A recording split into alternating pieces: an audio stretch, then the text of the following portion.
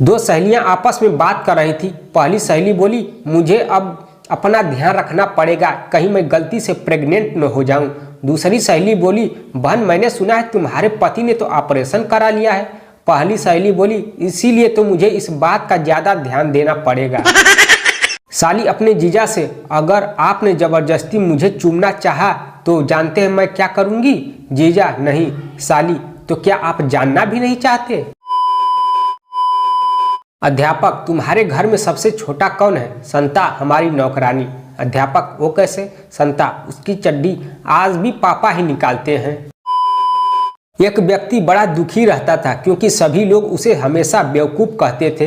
एक दिन वो एक मनोरोग विशेषज्ञ के पास गया और अपना मसला बताया। मनोरोग विशेषज्ञ ने उससे कहा कि मैं तुमसे एक सवाल पूछूंगा और अगर तुमने उसका सही जवाब दे दिया तो साबित हो जाएगा कि तुम मूर्ख नहीं हो। व्यक्ति मान गया।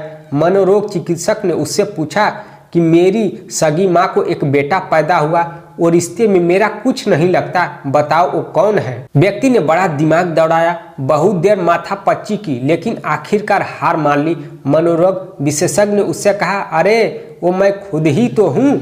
वो आदमी घर वापस लौट आया और शाम को अपने पूरे परिवार को इकट्ठा किया और उनसे बोला, मैं तुमसे एक सवाल करूंगा, अगर तुम लोग उसका सही जवाब न दे पाए तो तुम लोग बेवकूफ़ हो और आइंदा मुझे बेवकूफ़ समझना छोड़ दोगे।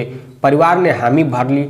उस आदमी ने सवाल किया, मेरी सगी माँ को एक बेटा पैदा हुआ और रिश्ते में मेरा कुछ नहीं लगता, बताओ वो कौन है? अब परिवार ने दिमाग के खूब घोड़े दौड़ाए, बहुत सोचा, लेकिन आखिर हथियार डाल दिए और वादा किया आज के बाद उसको मूर्ख नहीं कहेंगे। लेकिन इस सवाल में पूछा गया बच्चा कौन है वो भी तो मालूम होना चाहिए। वो आदमी अपनी जीत से गदगद हो रहा था। गर्व के साथ सीना चौड़ा करके बोला, वो बच्चा कोई और नहीं, मनोरोग विशेषज्ञ चिकित्सक हैं। एक आदमी की कार पार्किंग से चोरी हो गई। 2 दिन बाद देखा तो कार वापस उसी जगह पार्किंग में ही खड़ी थी।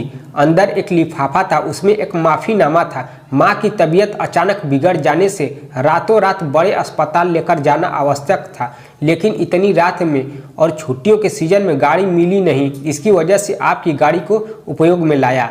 आपको तकलीफ देने के लिए खेद है, गाड़ी में जितना पेट्रोल था उतना ही है। आपको गाड़ी के इस्तेमाल की एवज में कल रात की गब्बर इज बैक सिनेमा की टिकट्स आपके परिवार के लिए कार में रखी है। मुझे बड़े दिल के साथ माफ करिए, ये विनती है आपसे। चिट्ठी में स्टोरी ओरिजिनल लगने से और गाड़ी जैसी की तैसी वापस सही सलामत मिलने से परिवार शांत हो गया और दूसरे दिन गब्बर इज बैक देखने के लिए पहुंचे।